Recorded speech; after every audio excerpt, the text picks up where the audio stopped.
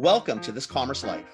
We are an unscripted podcast dedicated to small businesses and entrepreneurs in the retail and consumer packaged goods space in Canada and the United States. I am Phil Chang, co-host and co-founder. And I'm Kenny Vanucci, co-host and co-founder of This Commerce Life. Our love is the journey to retail, and our passion is sharing that with you every week. All right, so we're at Clos du Soleil. Just getting all my shit ready.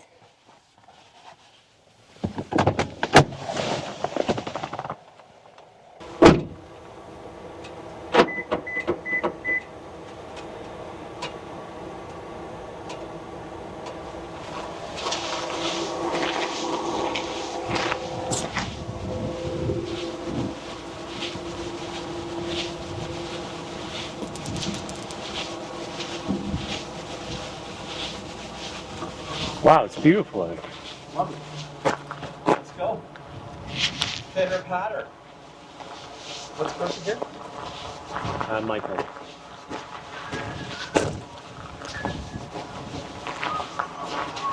So.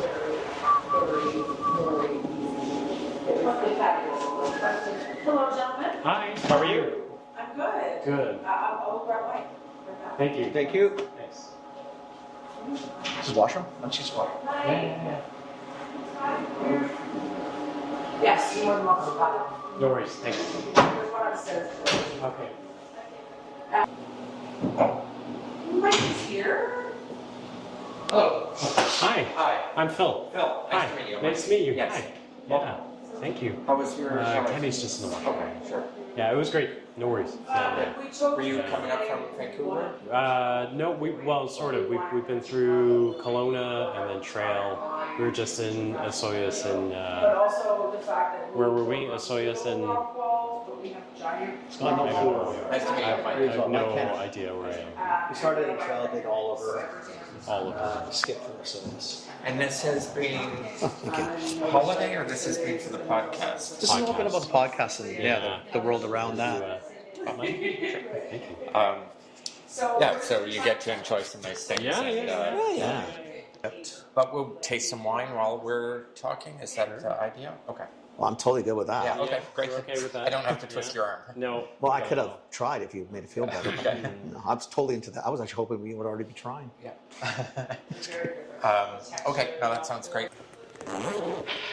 I grabbed a couple whites that we can taste, and then I'll grab a couple reds after. Okay. I love white, so. Yeah. I mean, I love reds too, but I definitely like my wine. Well, you're in luck here, so. It's all good, man. Yeah, we have all colors.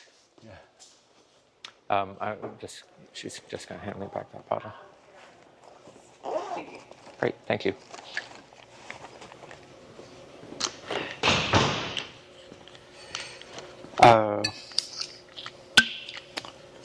May I?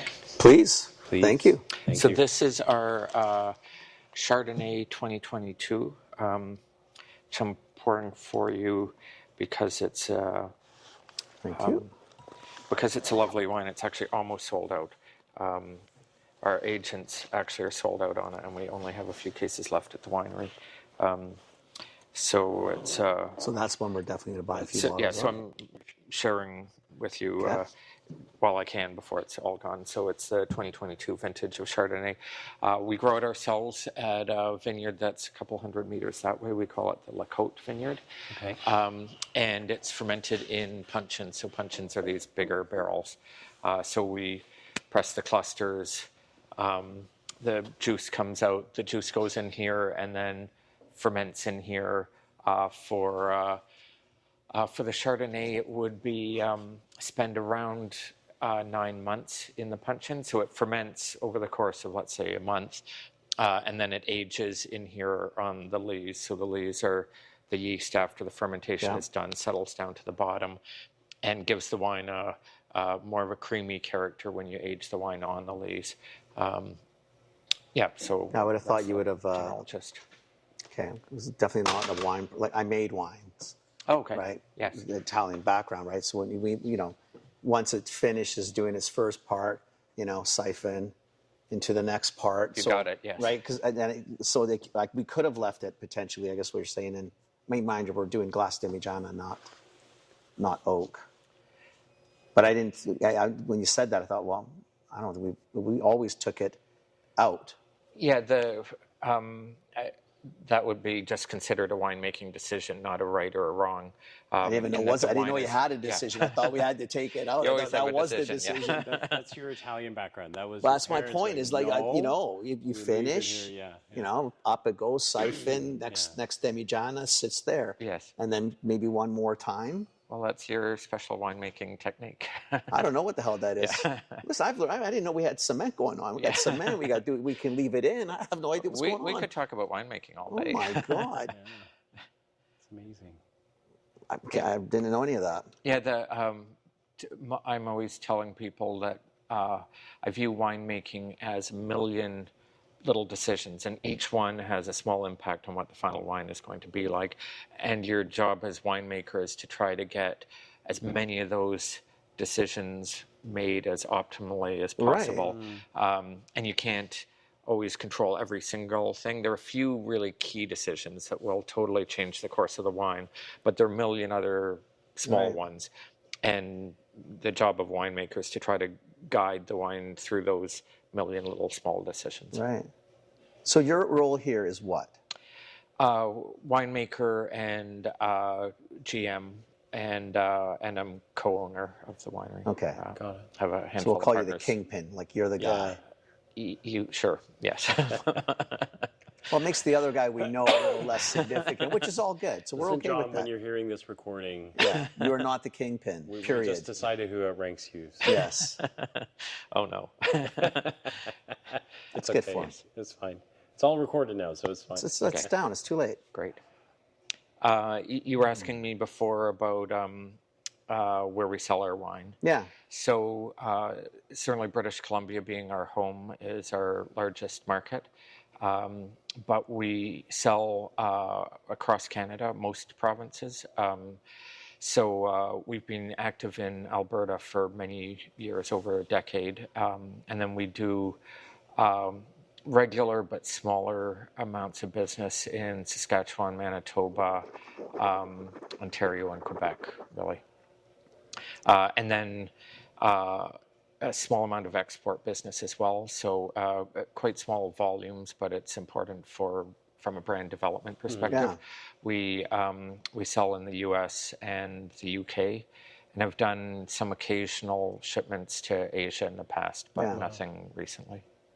It was an ask because I've done a lot of tours over the years, and I know a lot of the wineries, a lot of the wines we don't get to see.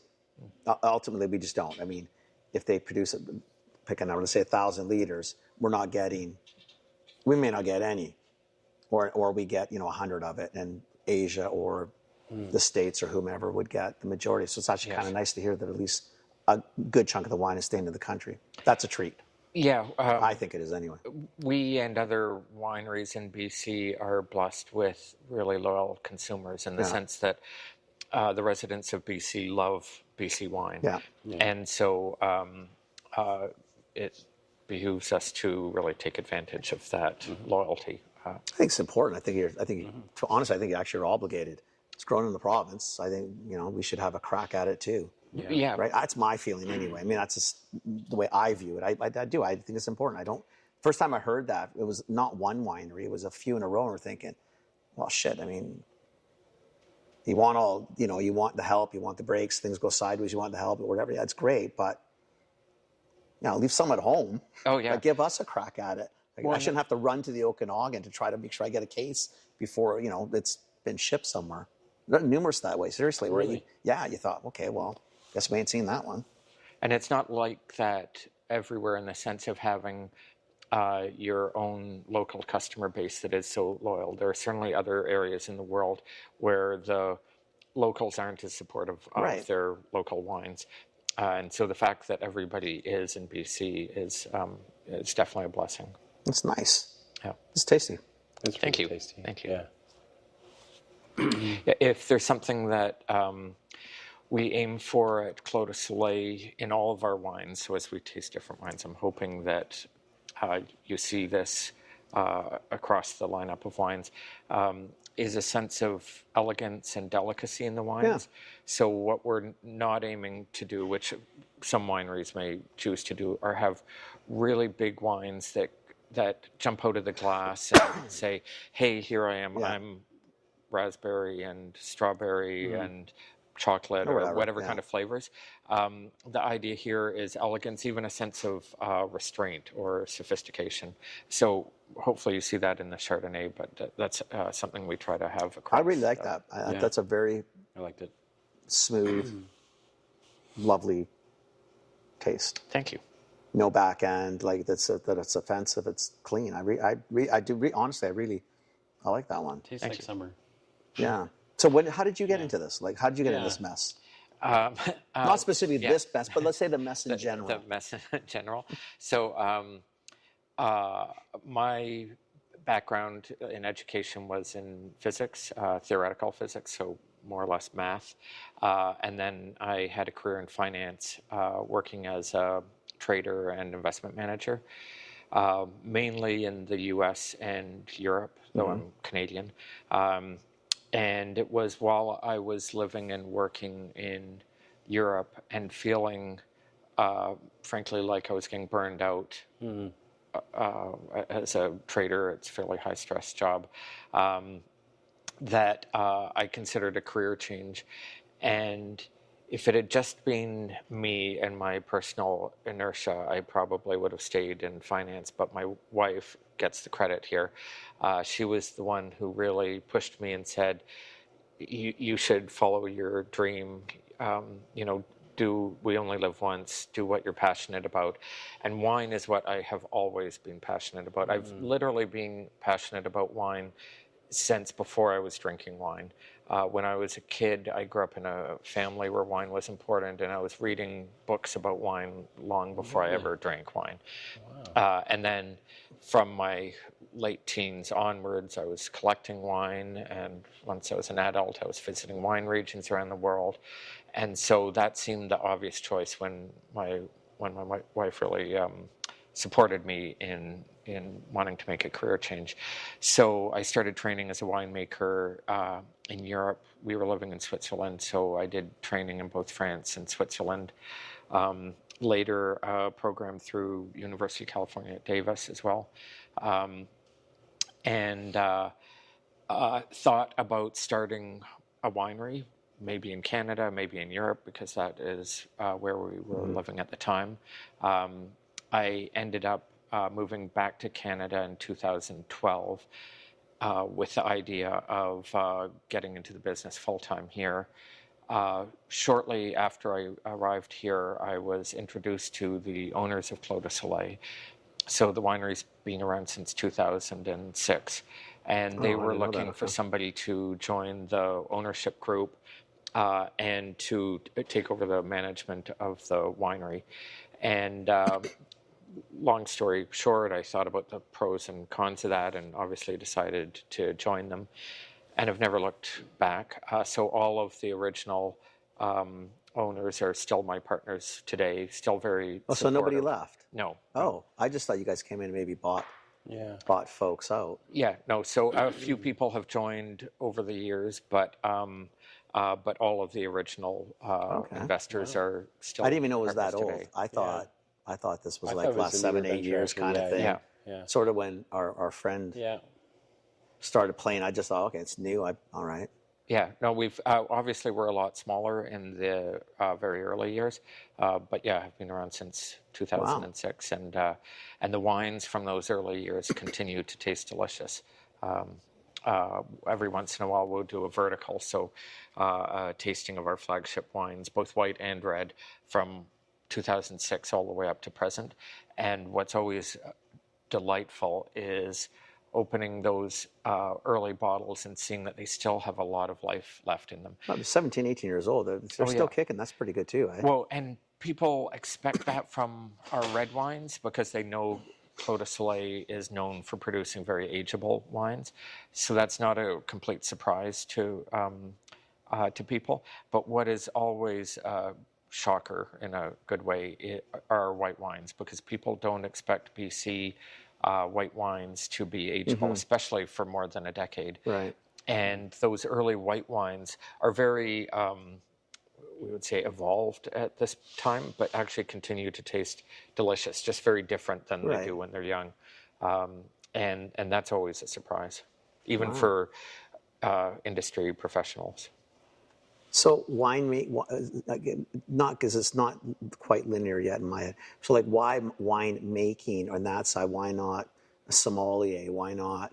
Like, I guess like was it because of sort of the science background that I want to create this as opposed to just I mean, I guess that can be scientific too. It's objective and subjective, I guess. Yeah. You got it in that. What attracts me to this business is the fact that it's a bit of everything. So I come from a financial background, and I'm running our business here, and you have to have your business hat on basically every day. But as far as the winemaking goes, it's really a blend of both science and art. And you can't do it well unless you do both. My background was in physics, but I have a strong education in chemistry, probably better than a lot of winemakers because of the studies I did in physics. And chemistry and biology are critical to being a successful winemaker. At the same time, if you don't understand the artistry of it, then you're just making a product. And wine at its best is a whole lot more than a product. It's all emotion, man. It's art, it's story. It's the story, everything. It's the feel, it's the sitting around a table. Exactly. You got to pull all that stuff. The science is great. Yeah. But a lot of it's the other stuff. Man. Oh, for sure. And so you have to balance it too. And to me, that's what's really appealing about it. It was right from the start. It's what pulled me in, and it's still what keeps me going today. Wow. I mean, finance, science. I like physics and science. Yeah. I'll go make wine. Sure. Yeah. So it's the same. Why not? Yeah. It's kind of the same path. Sure. Yeah. I can see a lot of people in those industries drinking a lot of wine, not necessarily going to make a lot of wine. Yeah, well, I've actually had opportunities to chat with some of the physics professors that I studied under back in the day, and occasionally the impression I get is that they're jealous that I'm the one making wine and they're the ones doing crunching physics. Numbers, man. Yes, Can exactly. you imagine? Yeah. You could have told them, you could have come to this side. You can crunch numbers because it's still about science, but had a great result, a fun result. Oh, exactly. What are you guys doing in physics? What's drink. left? Yeah. There are a String few things theory. left. What are you going to do? Where are you going to go with this stuff? That's a different podcast. That's awesome, man. That's true. That's cool. That's a neat. That's a cool segue. Yeah, that was cool, man. I like that. That's pretty cool. They got into that side of it. I didn't realize the winery is that old, though. I really didn't. I thought this was like venture as well. under 10 for sure. Yeah. And Karamis wasn't sort of the start in this. I mean, Karamis has wines now, but I lived in Trail, so I drove through when I was going to the coast all the time. And Karamis's wineries really didn't start as long ago as if you're running up toward Oliver, Penticton, and through Kelowna, obviously. But yeah, for sure younger than in the Okanagan. There were a few wineries around when Clos du Soleil was started, but it's a younger region. The reason we're here first and foremost is because of the uniqueness of this valley. So it's like what we were talking about earlier. The thing that's exciting about wine is that it tells you a story and it gets your emotions involved. And so as a winemaker, what you aim to do, at least if you're making higher end wines, is be making wines that can tell a unique story about a place they were grown that's different than anywhere else in the world. And to be able to do that, you want to be in a place that has those unique characters that can transmit themselves into the wine. And so in wine, you call that terroir. And so you want unique terroir. You want special terroir for the kind of grapes that you're growing. Right. And the Similkameen has that in spades. You would have seen driving here, these steep mountainsides, quite narrow valley, extremely windy valley, very, very rocky soils full of minerals. That's the kind of stuff that when you grow grapes, give you unique grapes and then unique wines. So the job as winemaker is to try to make sure that all those unique characters are actually translated into the wine. And so back when we started in 2006, and it's part of the whole brand premise today is that when you taste a Clos du Soleil wine, you're tasting something unique because it's Similkameen. It's Right. not Okanagan, it's not anywhere else. Right. Because this valley runs east-west, west-east, right?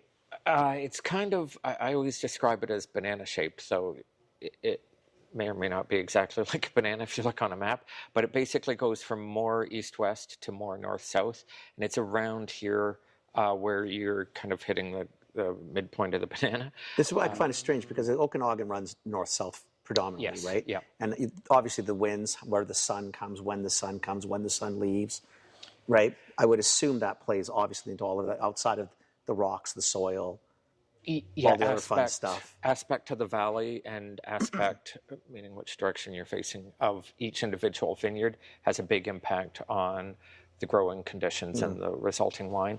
So where we are here on the upper bench of the Similkameen, just outside of Caramios, you're right that it runs east-west mainly, and so the vineyards, or at least where we are on the upper bench, are on the north side of the valley, south-facing. Yeah. If you start to head towards Coston and Osoyoos, which is, I guess, the direction you came from, the valley starts to turn more north-south, and most of the vineyards are on the eastern side, western-facing. Yeah. You might think, oh, a couple of kilometers away and a slight change in aspect doesn't have a huge impact, but actually it does. So the hottest sites in the valley are those western-facing sites because they get the late afternoon sun when it's very hottest in the summer. Where we are here, south-facing is slightly more moderate, which I love. Now, we actually get grapes from all different locations, but some of the nicest wines, in my opinion, come from this particular location because it's more moderate.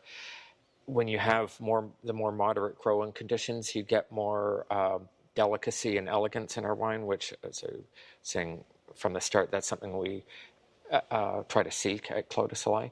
And this land naturally gives you that, or is suited to that. That's cool. And at the time when they started, they were thinking that, or is it?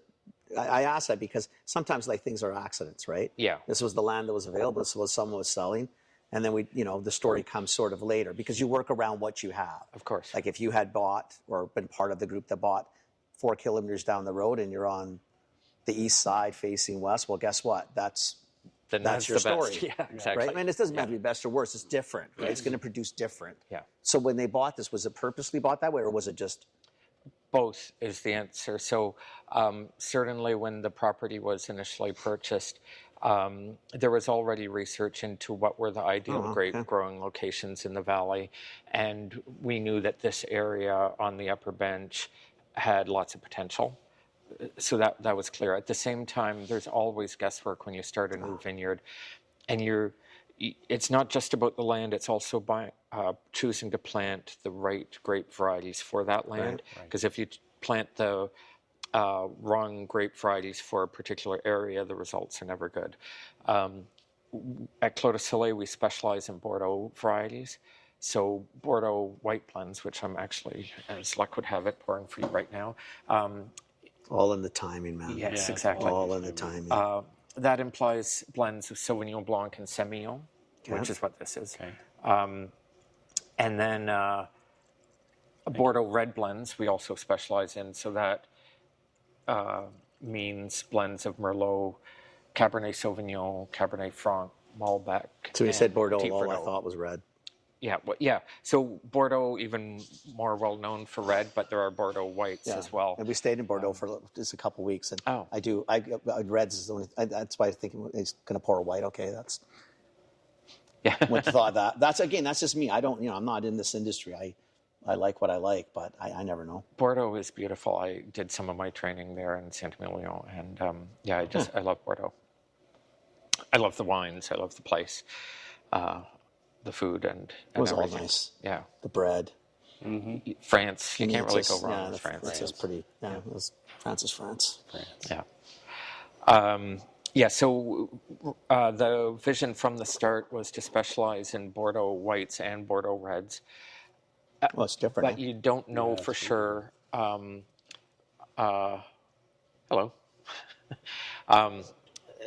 This is Steve. He's our vineyard manager. So he's actually Kenny. Sorry for not standing up. Nice to meet you. He's actually the guy who grows the grapes out there, which is the most important thing, because without good So grapes, you're you have responsible nothing. for this. It's all my fault. You know what? You went right to that too. See, that's good. You're just you never know if you're getting shit or not, right? That's all good. Well, you know, we do our best, but nature is... Nature's nature, man. She's tricky. Nature, especially this last year, she was special. The last couple of years. Yeah, she's been special. Yeah. But we're getting there. Coming back with a vengeance, you know. The Yes. Phoenix rising from the ashes. Exactly.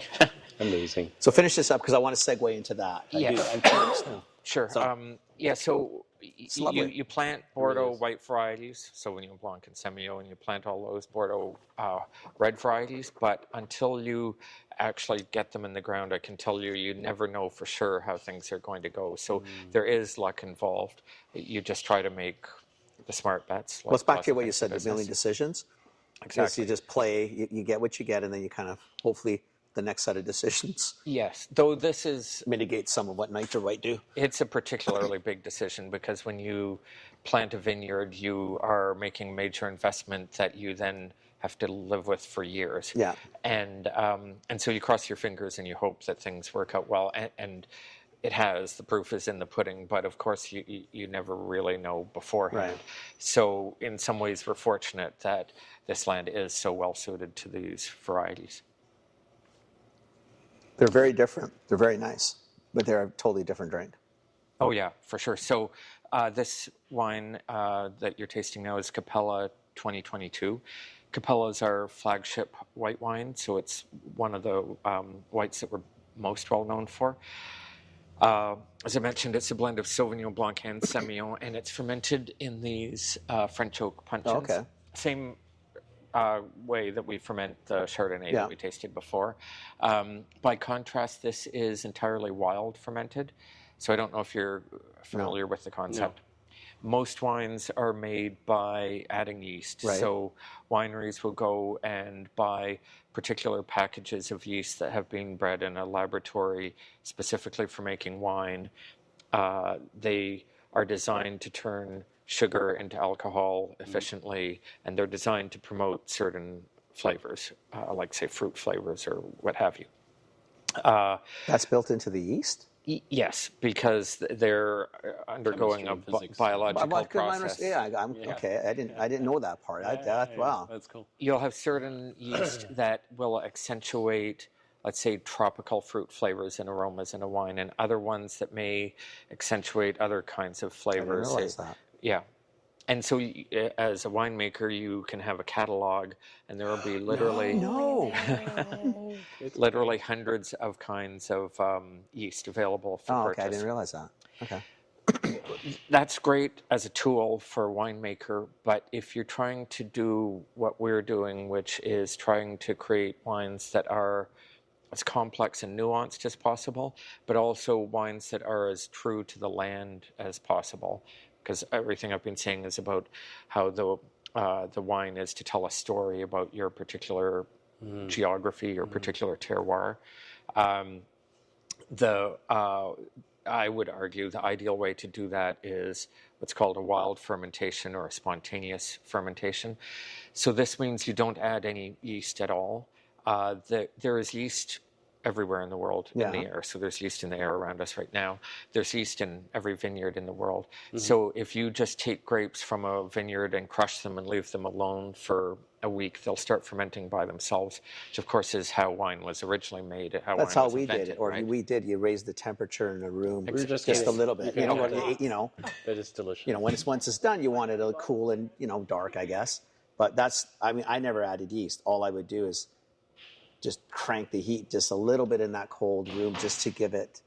Yeah. I don't know what it did. Whatever I did, that's what I did. But I don't know if that made any sense. Well, that's effectively what we do here too. Hey, I was doing that before, 40 years ago. But did your wine taste like this? Doesn't matter. It's not the point. I was doing the Trailblazer. wild stuff. Trailblazer, Yeah. yes.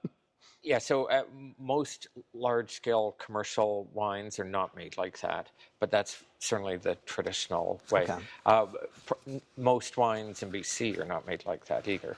So at that point, you're getting what Mother Nature's going to give you That's back. exactly the So idea. if Mother Nature decided not to have this tone, it's this tone, guess what? You got it. What she gave you, you're getting. It's way more natural. I like it's that. way more unique to the year and to the place, the particular yeast that happened to be growing in your vineyard. But how does that inconsistency work with consumers then? Because I guess I'm thinking that too. Terrifying, actually. Like 202 is going to be different than 2022 and Because 2023. For you got a couple of boxes next summer. Start again and wipe out whatever happened if that didn't. But see, I think I'm okay with that. Like, that's a lot of. It's a lot of risk though. But like, so let's say, like, I don't know what terminology. Like, I find this to be very bright. Like, it's just very nice. It's just very bright. Yeah. So next year it may not be as bright. I don't know if that's. I know you're going to correct this, so please, and don't be scared to correct quickly. Yeah. The people listening are going to think, "Hey, idiot, shut up," because you don't know what the hell you're talking about. Yeah. Well, I would say that Capella, because of the way we make it, is always bright. Because I agree with you, bright is a good description. Oh, okay. But You're making me feel really good. You realize that? I'm going to walk out here feeling like a rock star. It's part of my job too. I have to end it before I get home, but I feel pretty good right now. But you're right; it will be different every year. But that's part of what our customers want. I think that's the beauty of wine. Yeah, exactly. It's like olive oil or whatever, or anything like that. Where, I mean, as long as it's not bad, whatever that can mean. You know, I mean, what the hell? Little differences here and there is kind of. Exactly, it's what kind of makes cool, it right? unique. I always tell people that my job as a winemaker is to be a storyteller. In fact, as it's not so much me, but my job is to ensure that the wines can tell a story. Yeah. And they're telling a story about a place, but they're also telling a story about a year. A time. Exactly, a time. Yeah. And so that's every year the wine should taste slightly different because it's trying to capture that different season. year, man. Exactly, yeah. Right. And that's what our customers want. If they taste exactly the same every year, then they're not getting that artistry. They're not getting that natural product that they're looking for. Well, I'm just getting same. Yeah. Same after a while. You know what same does is boring. And what do I give a shit? I mean, try something else. Well, exactly. Right. Yeah, and I don't think you guys want that. Ideally, you want us hanging as long as we can, or you can hold us. Yeah, and to be honest, it's part of what appeals to me about wine. If I'm making the same product year after year, that's no fun. That's not interesting. That's humdrum. So let's go into sort of the catastrophic events of this year. So we had a worst cold spell, obviously, that we've had in a long time. It sounds like it's decimated like 90 to 95% of the grapes or vineyards in the Okanagan valleys, Similkameen, Okanagan, whatever. Yeah. Like we had talked about, maybe before we started recording, is that media, it's a podcast, so we can say whatever we want. You can be kind and gentle. You need to do your dance. I don't have to dance. I mean, I think they're doing a piss poor job telling the story. I think the sensationalism doesn't serve anybody well. It is not a disaster for wines in the valley. If you're looking to buy wine is available. This year is going to be a really tough year for Okanagan wines because we've had a catastrophic event. Right. But there's ways that you guys are doing now, if I understood correctly, of replanting, putting whatever the cuts into the ground, and next year apparently we get some growth. I don't know how long that takes now, but we also have, 2, 3, 2 2s, 2 1s, 2 O's in barrels and tanks or wherever. So there's wine available. Is that fairly accurate? Because we're trying to not scare people from coming to the Okanagan, especially now. Yeah. We have wine. We definitely have wine. We at Clos du Soleil and really all the wineries in this valley and in the Okanagan, for sure. So, and we've actually had one of the nicest summers in years. So it's a fantastic time for people to come and visit wineries and buy wines. Yeah, and taste no wines. smoke. Yeah, no. Come on, like seriously, really right? nice season. It's been good. This has been an okay year to be in the okay. Oh yeah, for sure. That's Okanagan for if you want somebody call the Okanagan the okay. The insiders. All right. Yeah. Got to be an inside track to know that one though. But it's a challenging time too. Having effectively no grapes. So the freeze that we've had really 2 years in a row. There was a very bad freeze in December of 2022, which impacted the 23 harvest. And then there was a freeze in January of 2024, impacting the 24 harvest. So both 23 harvest and 24 harvest were basically write-offs. It was even worse in the Similkameen Valley versus the Okanagan. That first freeze was bad in some areas, the Similkameen being one of them, but not necessarily bad or catastrophic everywhere. Right. The second freeze was the worst one, and it affected pretty much everywhere in interior BC. So it's challenging for sure. The impact is loss of crop. The good news, and I can really only speak for Clos du Soleil, I can't necessarily talk about every other winery, but the good news is that the vast majority of our vines have survived. That sounds lucky then. That sounds amazing. It's not that the case everywhere. Now, we have had some vines die. We have a few blocks that need to be replanted entirely, but you drove into our vineyard and you would have seen green throughout. I saw lots of green. Yeah. I saw a little bit of brown, but lots of green. Exactly.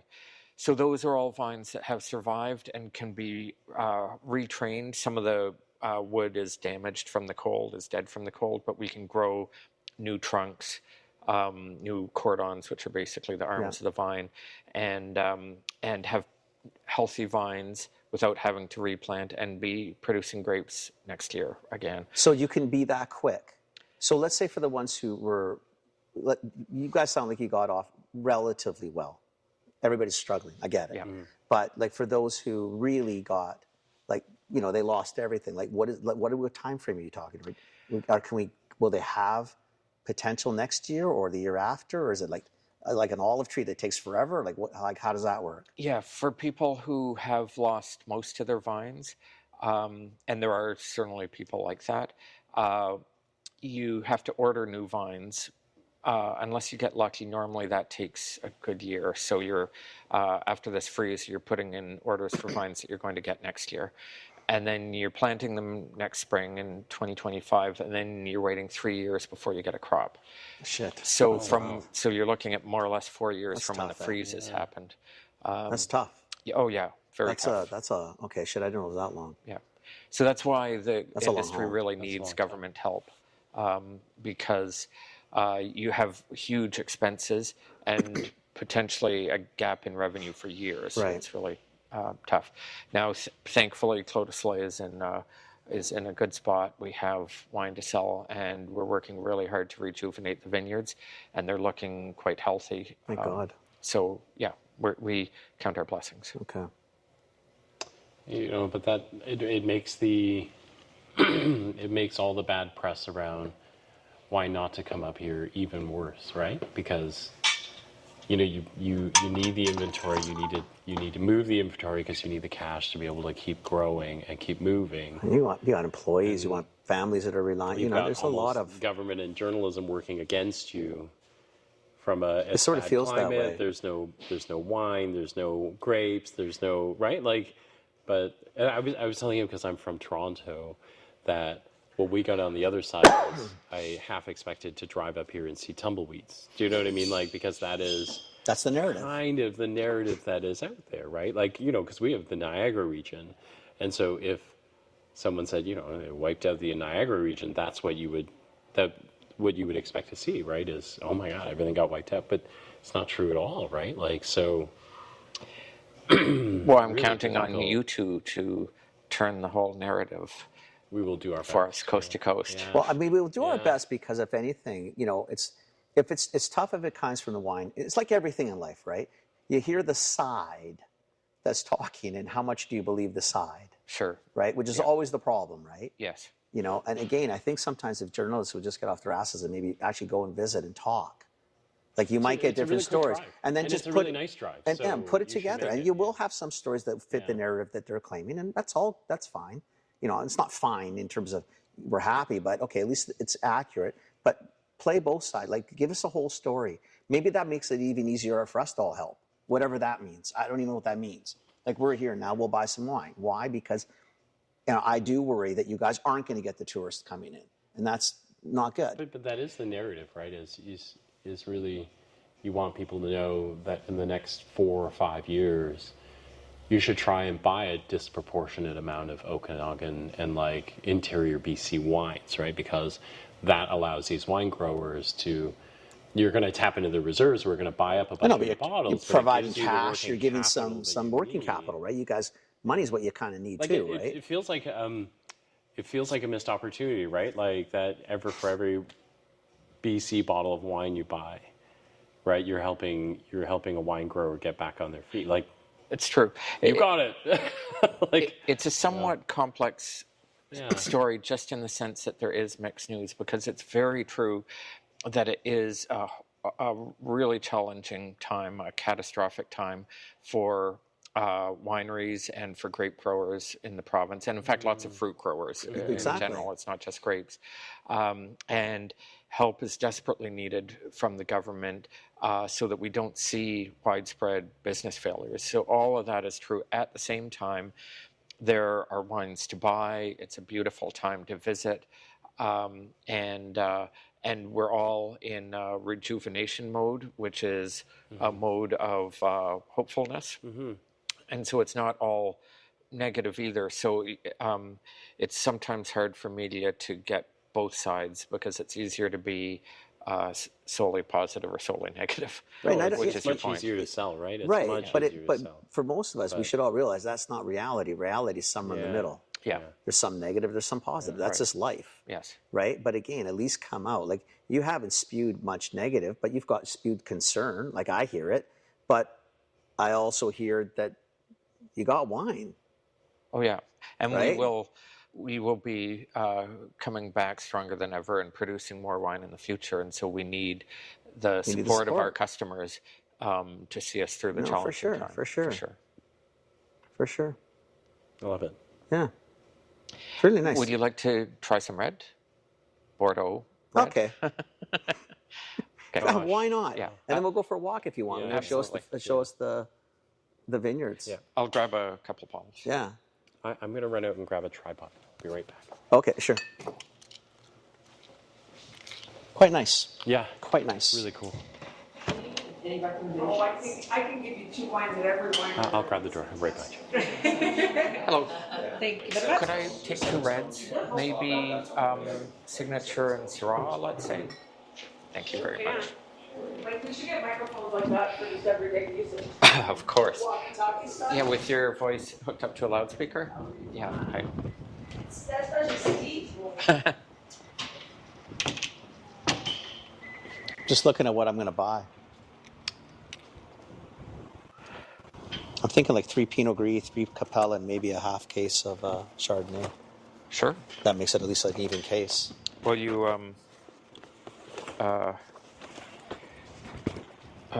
were welcome to any. What? You have it. Recording. Yes. Yeah, wine. You see, Yes. I'm buying wine. I do worry about that. I really do. It bothers me because you're kind of thinking, we've had enough issues. We got, we don't have to get to the politics. It doesn't really matter. So you can comment on, you close down Airbnb because you think people are just going to say, oh, I lost that, so I'm just going to go rent my home. So you're going to create this, all of a sudden, big supply of rentals. Well, no, that's not what happens, because most people who are doing the short term is because they wanted short term, because they didn't want long term. Not saying that's bad or right, whatever. That's personal decision if you own the property, and you have that right to decide what you want to do with it. Yeah. But you do that, then you have this event, you don't handle it well, media-wise and or even government narrative. Then you've got, now we have apples that are a problem because they don't know what the hell to do with the apples because BC growers.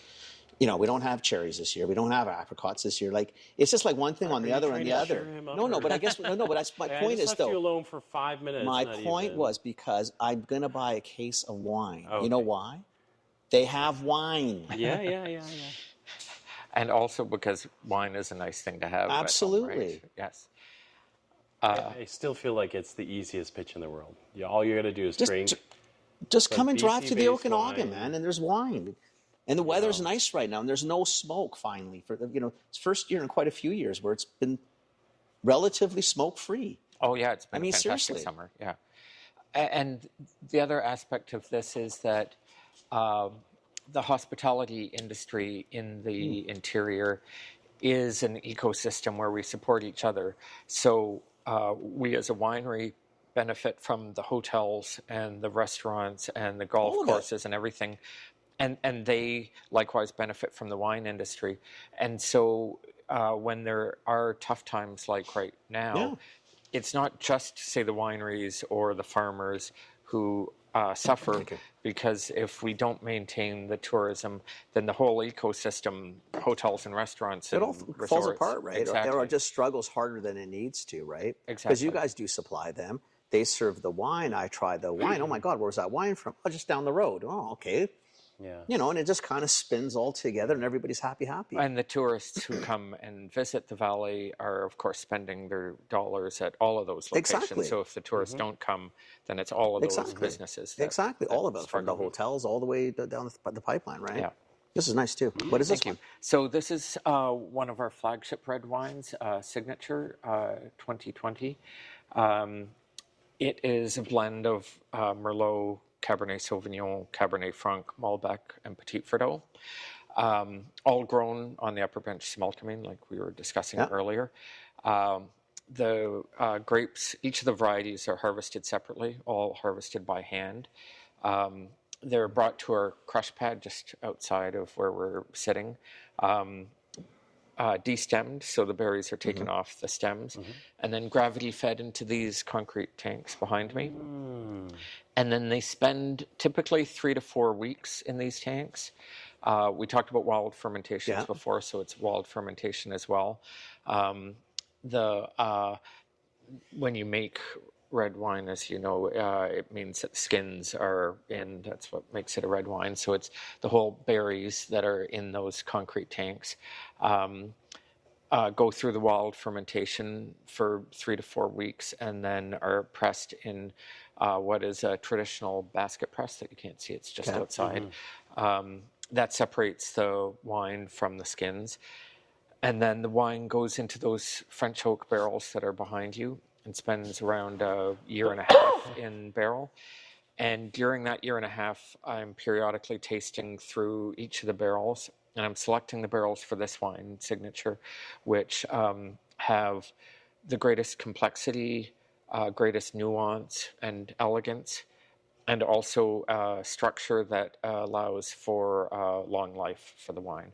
And then we talked about artistry too, so I would say the pinnacle of the artistry of winemaking is the blending process, because you're not just selecting barrels that taste quote unquote good.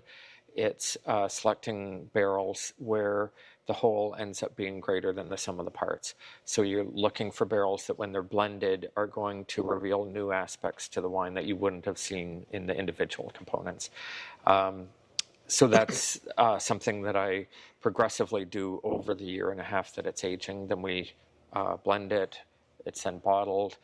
We then age it for a year in the bottle before we start selling it, and then we release it to the market. This is 2020 vintage, which was a fantastic vintage in British Columbia. Nice. Well, how come you put them into the big cement and not those ones like the other two wines we talked about?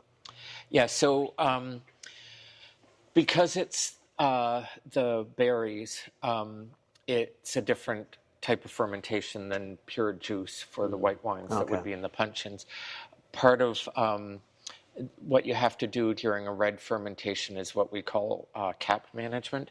So that refers to the fact that during fermentation, a lot of CO2 is produced. The CO2 lifts the berry skins themselves that are in the tank up to the top, because basically the bubbles are like pushing them up to the top, and you get what's called a cap at the top, which is almost a hard layer of pure skins. And you need to keep that wet with the fermenting wine, so you need access to the cap, which is why whenever you ferment red wine, you need it in some kind of tank where you can access the top of the tank. So you can't fully see it here, but if we go up to the top of the concrete tanks, they have huge lids. So Yeah, that you I can saw when I open the poked lid. my head into this one. Exactly. I Yeah. could see the large yeah. part. Okay. So that way you can get to the Okay, cap that and do makes sense. what's called cap management. Huh. Wow. Yeah, the concrete tanks I love. They're That's fantastic pretty cool. for the kind of wine. I guess we you guys make don't make grappa then, and you don't distill later. here. Yeah, It's an Italian thing. We all have to ask that. yeah, we've actually many years ago we did a joint venture with a distillery in BC and produced an eau de vie from our like grappa, and have considered doing it in the future too. So right now we're not licensed for that, See? but could be. He See? was being polite for you. No, No, he wasn't. He was telling the truth. See? 100% See? truth. 100%. It's been a trying tour. 3 full days have been a trying tour with him. All day he's gonna, You two should be used to each other. By now. yeah. By now. Wow. This is really lovely. That is. I really like that one too.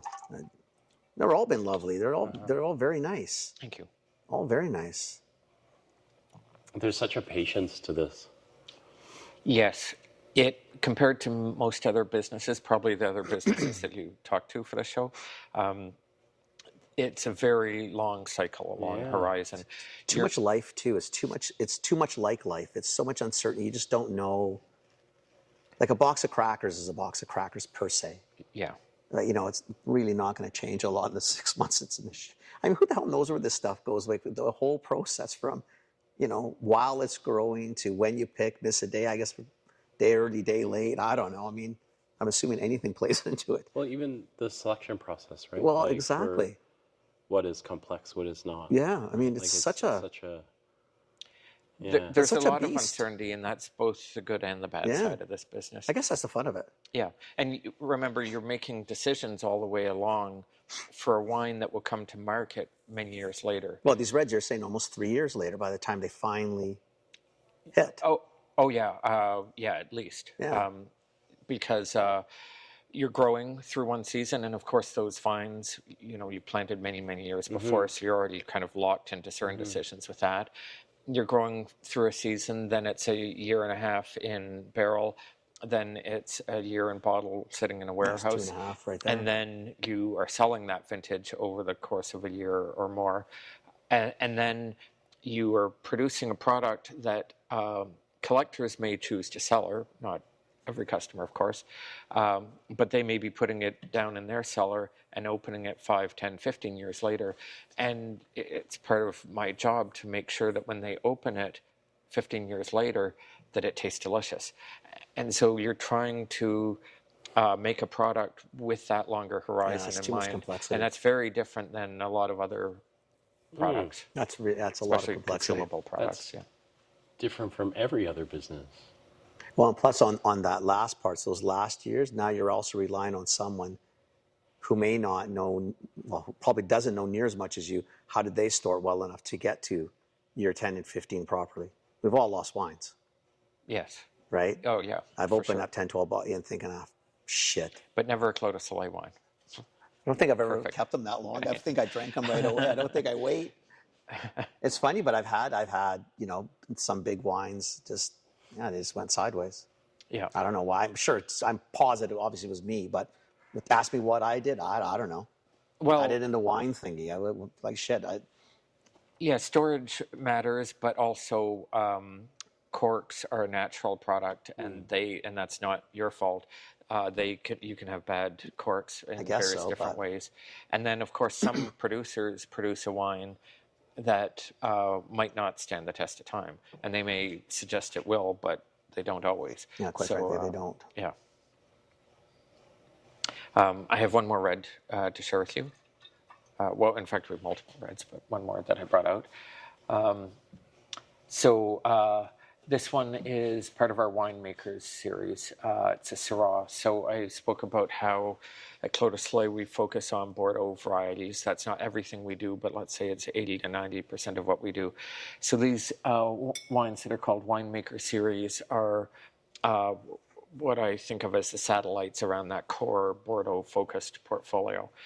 The reason we would choose to have a satellite outside of the core portfolio is because I feel passionate as a winemaker that this can showcase something about the valley that we would be missing out on otherwise. So what I'm about to pour for you is Syrah.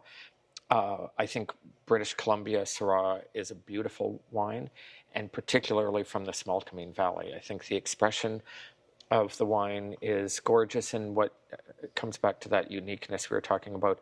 Similkameen Valley Syrah does not taste like Okanagan Valley Syrah, does not taste like Syrah from France or Australia or California or anywhere else.